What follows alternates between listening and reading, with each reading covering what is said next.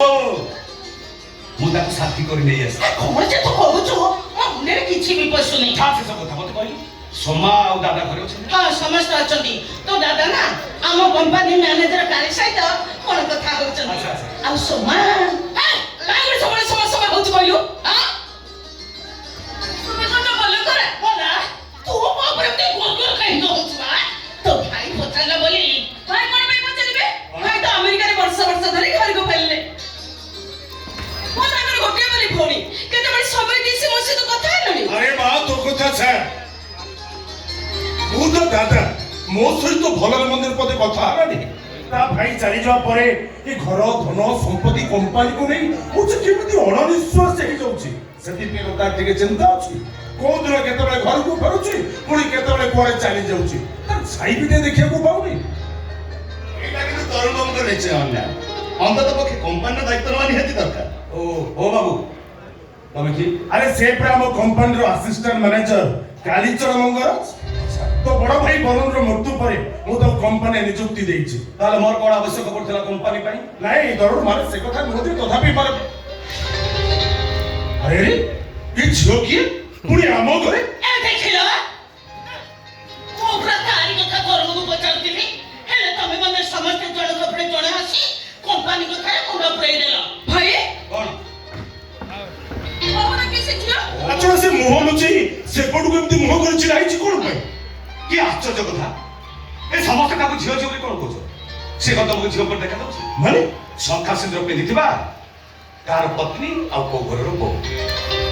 ଯେହେତୁ ତା ପରିଚୟ ମୁଁ ଆମ ପରିବାର ଆଗରେ ଦେଇନି ସେଇଥିପାଇଁ ସେ ମୁଣ୍ଡରେ ଓଢ଼ଣା ଦେଇଛି। अरे कोन जे सब कहि जाउछु मु किछि बुझि पारुनी से कहार पत्नी କାହା ଘରର ବୋହୂ? କାହାକୁ ସେ ବାଣିଛନ୍ତି? କିଏ ତାଙ୍କ ସ୍ୱାମୀ? ମତେ ଯାହା ଲାଗୁଛି ତରୁଣ ବାବୁ ଆପଣମାନଙ୍କ ସହିତ ମଜା କରୁଛନ୍ତି। ମଜା ନୁହେଁ ମ୍ୟାନେଜର ବାବୁ ସତ କଥା। ସେ ମୋ ପତ୍ନୀ ମୁଁ ତା ପତି ଏ ଘରର ବୋହୂ।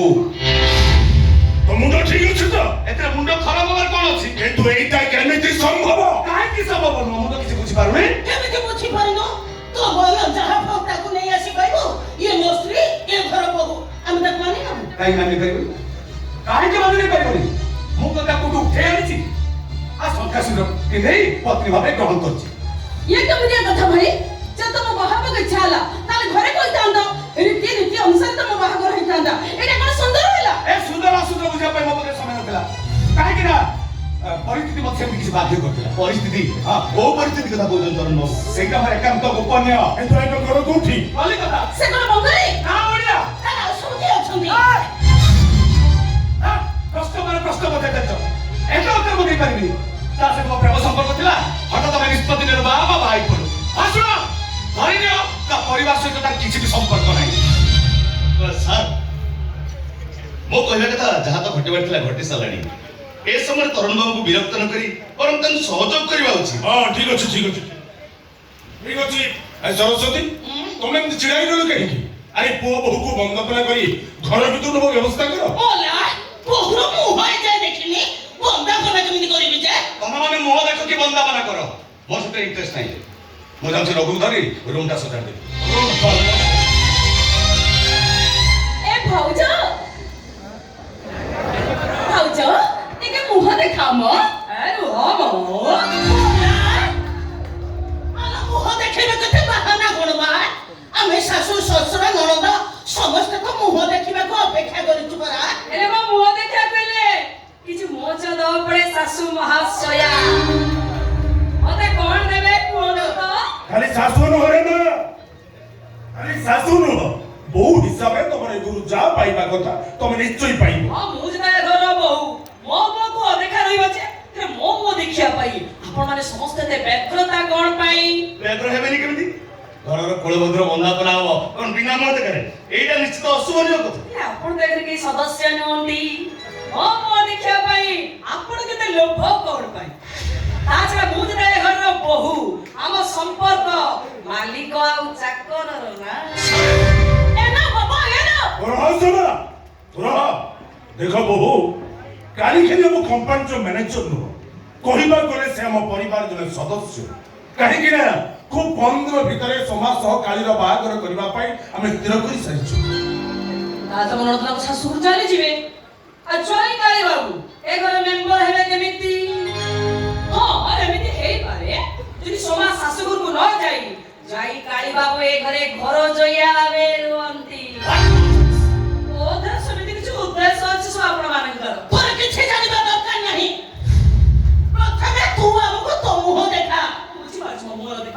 ସମସ୍ତେ ବ୍ୟସ୍ତ ହୋଇ ପଡ଼ିଲେଣି କାଳେ ମୁଁ କାଳି ହେଇଥିବି ଅସୁନ୍ଦରୀ ହେଇଥିବି ଡେରି ବି ହେଇଥାଇପାରେ କିଏ କହିପାରିବ ତେଣୁ ଆପଣମାନଙ୍କ ସନ୍ଦେହ ସୁଦୂର କରିବା ପାଇଁ ମୁଁ ଆପଣମାନଙ୍କୁ ସମସ୍ତଙ୍କୁ ମୁଁ ଦେଖିବି ରେଡି ଯାଆନ୍ତୁ ଦେଖିବା ପାଇଁ ଏ ଦେଖନ୍ତୁ ସମସ୍ତେ ଭଲ କରି ଦେଖି ନିଅନ୍ତୁ ମତେ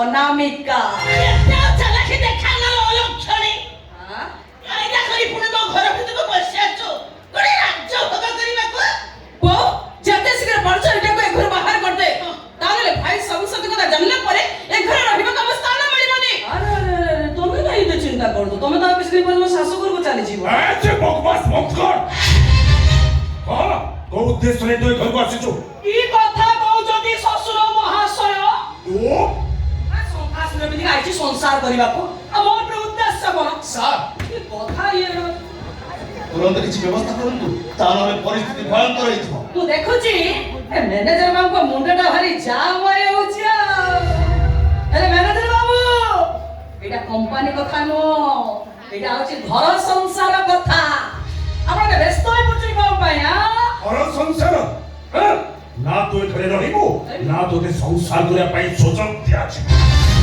ତୁ ଏବେ ଏଇ ମୁହୂର୍ତ୍ତରେ ଏ ଘର ଛାଡ଼ି ଚାଲିଯିବ ଠିକ ଅଛି ଠିକ ଅଛି ଠିକ ଅଛି ମୁଁ ଏ ଘର ଚାଲିଯିବି ତମେ ଆସନ୍ତୁ ତାଙ୍କ ଉପସ୍ଥିତ ତାଙ୍କ କଥାଟା ଜଣେଇଦେବି ତେଣିକି ସେ ଯାହା କହିବେ ଚୁପ୍ ହେଇଯା ତୁ ଯଦି ବଞ୍ଚିବାକୁ ଚାହୁଁଛୁ ତାହେଲେ ପାଟିକି ସମୁଦ୍ର ପାଇଁ ଚୁପ୍ ରହ କାରଣ ତୋତେ ଆଉ ତରୁଣଙ୍କୁ ମର୍ଡର କରିଦିଆଯିବ ମା ହେ ନା ନା ମୁଁ ମରିବି ମୋର ମରିବାକୁ ଜମା ଇଚ୍ଛା ନାହିଁ ବଞ୍ଚିବାକୁ ଲୋଭ ମାଡେ ନା ମୁଁ ମରିବି ମୋ ଦରକାର ମୋର ଆପଣଙ୍କର ଯାହା ଇଚ୍ଛା ଅଛି ଆପଣ ସେଇଆ କରନ୍ତୁ ମୁଁ କାହିଁ କିଛି କହିବି ମୁଁ କାହାରି କିଛି କହିବିନି ତମକୁ କିଛି କହିବିନି ମୁଁ ପାଟିକି ସିଲେଇ କେମିତି କହିବି ସିଲେଇ କଲେ ତ ହବ ନା ପାଟିକି ଚୁପ୍ କରିକି ଏଇଠି ବସି ନା আরে তু চুপ রইলে কোন হবো বা তু তো কুল নিন্দা কর্ম করি আসছু না সারি পড়িছার এইনে তোতে দেখিলে 12 লোক 12 প্রকার কথা কইবে নিজ দিওরিকে বাহির চালি আসিল তোমার লজ্জা লাগেনি ଏ ଲଜ୍ଜା ତାର କୋଉଠି ଆସିବ କଲିକତା ରଙ୍ଗ ଗୋଟେ ଦେହ ବିକି ବିକି ଆର ଲଜ୍ଜା ସରମ ଅଛି ସାର୍ ସାର୍ ଆପକୁ ଲୁଚେଇ ନ ରଖିଲେ ପରିସ୍ଥିତି ଭୟଙ୍କର ହେଇଯିବ ଓ ମ୍ୟାନେଜର ବାବୁ କଣ କହିଲ ମତେ ଲୁଚେଇବ କାହିଁ ମୁଁ କଣ ଗୋଟେ ବସ୍ତୁ କୋଉଠି ଲୁଚେଇ ଦବ ମତେ ନେଇ କାହା କଣ କହୁଛ ନିଜେ ଜାଣିପାରୁଛଟି ତ ମନୁ ମନ ରଙ୍ଗ କୋଠା ଝିଅ ବୋଲି ମତେ କହିଦେଲେ ମୁଁ ବେଶ୍ୟା ହେଇଯିବି ଯଦି ତୁ ନିଶ୍ଚୟ ନୁହ ତାହେଲେ କହ ତ ଠିକଣା କହ ତ ବାବୁ ମୁଣ୍ଡରା ଆମେ ଯେ ସତ୍ୟାର୍ଥ ଜାଣି ଆସିବୁ এইটি শ্বশুর মহাশয় হুশিয়া জমা বাবু যাওনি মো পাটিকে চুপ রাখিছি মানে হরিলিও তোমারে সব বঞ্চি যাইছ পাটি ওমা ভিতরକୁ ଚାଲେ ସାର ବାବୁ ଡାକୁଛନ୍ତି সে কোন যাই পারিবনি ମୋ ଉପରେ ଏମିତି ବିରକ୍ତ ହଉଛ କଣ ପାଇଁ তুই ঠিক আসল কোন ভাই ସାନ ବାବୁ କହିଲେ ଡାକି ଦେବାକୁ ତାଙ୍କ କଥାକୁ ମୁଁ କେମିତି ଅମାନି କରିଥାନ୍ତି ଓମା ତମେ ଆସିଲ ଆସ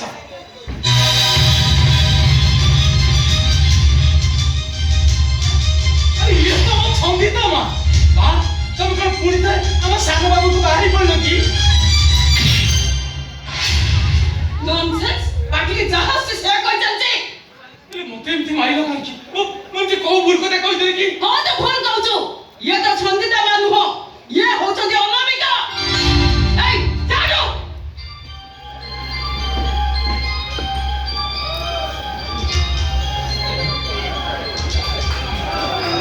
ଏମିତି କେମିତି ଏମିତି କେମିତି ହଁ ମୋର କଣ ଅଛି ମୁଁ ଯାଉଛି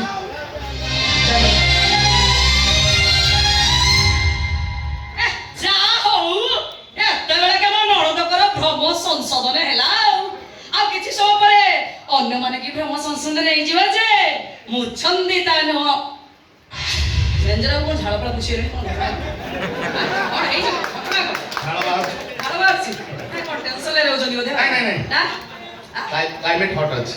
ହଟ୍ ଅଛି ମତେ ଲାଗୁଛି ଅଲଗା ପ୍ରକାର ହଟ୍ ଅଛି ନା କଣ ରେଞ୍ଜର ବାବୁ କହୁନାହାନ୍ତି ତା ତ ନିଶ୍ଚୟ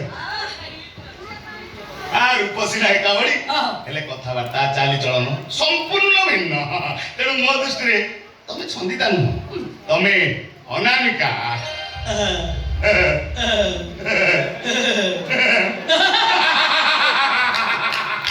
ବଢିଆ ବଢିଆ ବଢିଆ ୟାକୁ ହିଁ କହିବ ସମ୍ପୂର୍ଣ୍ଣ ଭଦ୍ର ଲୋକ ରେଞ୍ଜର ବାବୁ ବଢିଆ ଲୋକ ଫାର୍ଷ୍ଟ କ୍ଲାସ ଲୋକ ବଢିଆ ଶ୍ୱଶୁର ମହାଶୟ ଆପଣଙ୍କର ମତ କଣ କହୁନାହାନ୍ତି ନାଇଁ ମାନେ ନାଇଁ ବାବା ବାବା କଥା କାନେ ଆପଣ ଆପଣ କଣ ମୁଁ ଆଉ କଣ କହିବି? କାହିଁକି? ତୁ ଏଥର ନିଜ ମନ ନିଜକୁ ଅନାମିକା ବୋଲି କହୁଛୁ, ହଁ। ମୁଁ ଆପତ୍ତି କରିବି କେମିତି? ବା ବଢିଆ ମୋ ଶ୍ୱଶୁର ବଢିଆ ଲୋକ ଫାର୍ଷ୍ଟ କ୍ଲାସ ଲୋକ ମୋ ଶ୍ୱଶୁର ବଢିଆ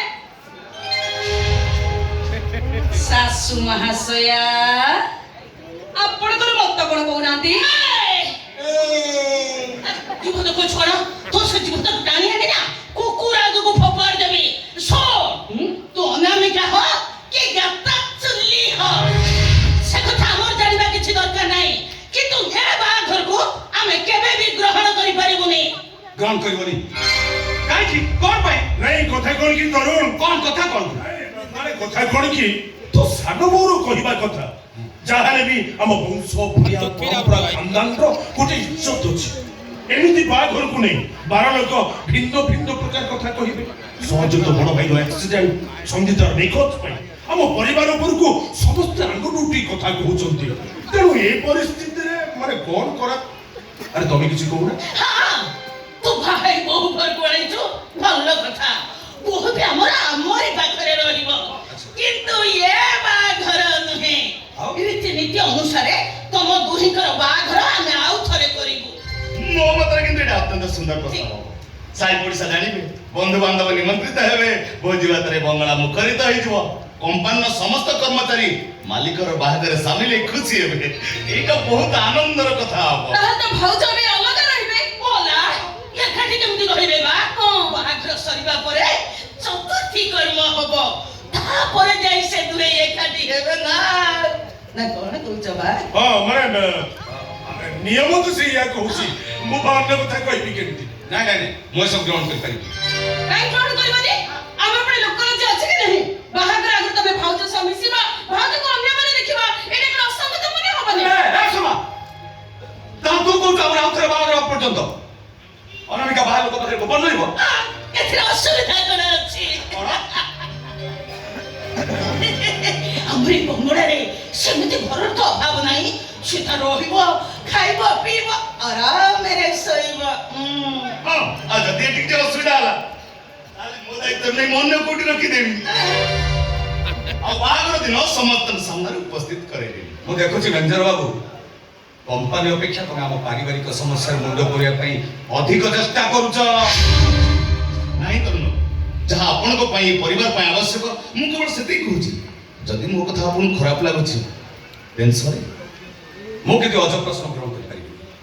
ଆମର ବାହାଘର ସରିଛି, ସେ ମୋ ସ୍ତ୍ରୀ ମୁଁ ତା ସ୍ୱାମୀ। ତେଣୁ ସ୍ୱାମୀ ସ୍ତ୍ରୀ ଭିତରେ ଆଉ ଥରେ ବାହାଘର ନାଟକ କରି ସେ ଲୁଚକାଳି ଖେଳକୁ ମୁଁ କେବେ ବି ଗ୍ରହଣ କରିପାରିବିନି। କିନ୍ତୁ ସେମାନଙ୍କ ସବୁ ପ୍ରସ୍ତାବରେ ମୁଁ ରାଜି ଅନାମିକା ଶାଶୁ ମହାଶୟ ଆପଣ ଏହା ଚାହୁଁଛନ୍ତି ନା ମୁଁ ରାଜି କିନ୍ତୁ ଅନାମିକା ପୁରା ବାହାର ଲୋକ ପାଇଁ ଗୋପନ ରହିବି ତମ ପାଇଁ କଣ ନା ମୁଁ ତ ଏଇଠି ରହିବି ବଙ୍ଗଳା ରହିବି ସବୁ ତମ ସହ ଦେଖା ହବ ଅସୁବିଧା କଣ ଅଛି? ବୁଝୁନ କାହିଁକି? ଆରେ ବାବା ମୁଁ ବୁଝି ସାରିଛି ତମେ ନା ଖାଲି ଅବୁଝା ହଉଛ। ସେମାନେ ଯାହା କହୁଛନ୍ତି ବଢିଆ କଥା କହୁଛନ୍ତି। ମୋର ବି ବହୁତ ଇଚ୍ଛା ଥିଲା ସମସ୍ତଙ୍କ ଉପସ୍ଥିତିରେ ମୁଁ ବେଦି ଉପରେ ବୁଝିବି, ସମସ୍ତେ ବସିଥିବେ ମୋର ହାତ ଗଣ୍ଠି ପଡିବ, ତାପରେ ପ୍ରତୀକ୍ଷା ରହିବ ବାସର ଘରକୁ। ଓହୋ କି ମଜା। ହଁ ବହୁତ ଆମର ଉଚିତ କଥା କହୁଛି। ତେବେ ଆପଣ ମାନେ ଉଚିତ କର୍ମ କରିବେ ତ? କାହିଁ ତୋର କଣ ଆମ ଉପରେ ସନ୍ଦେହ ହଉଛି ନା କଣ ବା? ସନ୍ଦେହ ଆପଣ ମାନେ ଉପରେ ନୁହଁ, ସନ୍ଦେହ ହଉଛି ମୋ ଭାଗ୍ୟକୁ। ତରୁଣ କହୁଥିଲେ ତାଙ୍କ ଭାଇଙ୍କ ବାହାଘର 2 ଦିନ ପରେ ଆକ୍ସିଡେଣ୍ଟରେ ମରିଗଲେ। ଭାଇ ଭାଉଙ୍କର ବାସ ରାତିରେ ହେଇପାରିଲାନି, ତାପରେ ଭାଉଜ ବି କୁଆଡେ ଫେରାର ହେଇଗଲେ। ଜି ବୋଉ ସେମିତି ଅଶୁଭ ଚିନ୍ତା ମନରେ ଆଣନି। ମୁଁ ତୁମକୁ କଥା ଦଉଛି ତରୁଣ ସହ ତମର ବାହାଘର ଧୁମଧାମରେ ହବ, ଆଉ ବାସରେ ବି ହବ ଜାକ ଜମକ। ହଁ ଆପଣଙ୍କ କଥା ভরসা করে যাই পারে না কোন কହୁଛି তোর মোর কিছু কইবার নাই তোমার যা ইচ্ছা সেয়া করো মোর কিছু বি কইবার নাই তা ঠিক আছে কথা রইলা আমার আউথরে বৈদিক রীতিনীতি অনুসারে বাহাঘর হব ଆମ ମିଳନ ପାଇଁ ମାତ୍ର ଆଉ କିଛି ମାସର ଅପେକ୍ଷା ତାପରେ ମତେ ଆଉ କେହି କହିବେନି ମୁଁ ରଙ୍ଗ ବଜାରର ରଙ୍ଗ ନାୟିକା মানে মানে প্রকৃত সত্য কথা ହେଲା অনামিকা জଣେ ରଙ୍ଗ ବଜାର ନାୟିକା ତା ସହିତ ପରିଚୟ ଭାବର ଆଦାନ ପ୍ରଦାନ ପରେ ଜୀବନ ସାଥୀ କରିବା ପାଇଁ 10 ଲକ୍ଷ ଟଙ୍କା ବିନିମୟରେ ତା ହାତରେ ମୁଁ ଶଙ୍ଖା ସିନ୍ଦୁର ଦେଇ ସ୍ତ୍ରୀ କରିଛି ଠିକ ଅଛି ବାବା ଆମେ ଠିକ କଣ ହେଲା ନାଇଁ ନାଇଁ ବେଟିଂ ଘରେ କିଛି ନାହିଁ ତୋର ଯୋଉଥିରେ ଖୁସି ଆମର ମଧ୍ୟ ସେଇଥିରେ ଖୁସି ଠିକ ଅଛି ବାବା ଠିକ ଅଛି ଆରେ ସରସ୍ୱତୀ ଆରେ ତମେ ଏମିତି ବୋକାଙ୍ଗ ଭଳି ଛିଡ଼ା ହେଇଛ କାହିଁକି ଆରେ ବୋହୂକୁ ସାଥିରେ ନେଇଯାଅ ଉପର ମହଲେ ରହିବାର ବନ୍ଦୋବସ୍ତ କର କିନ୍ତୁ ତା ପୂର୍ବରୁ ମୁଁ ସମସ୍ତଙ୍କୁ ସତର୍କ କରି ଦଉଛି କେହି ଯେମିତି ଜାଣି ନ ପାରନ୍ତି ଆମ ବୋହୂ ଜଣେ ରଙ୍ଗ ବଜାରର ରଙ୍ଗ ନାୟିକା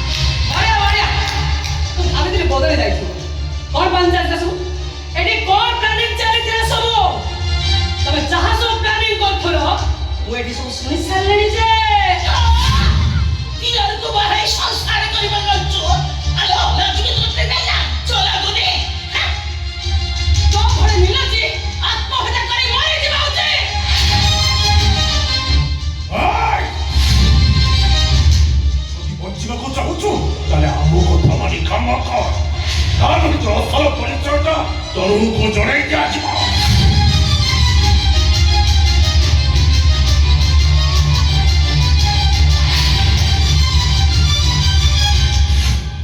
ଆଉ ବେଶୀ ନଖରାମି ଦେଖେ ଭାଇଜି କୋଠି ସିଧା ରେ ମର୍ଡର ନିଜର ବିପର ପାଖରେ ଖାଇବି ଦୂର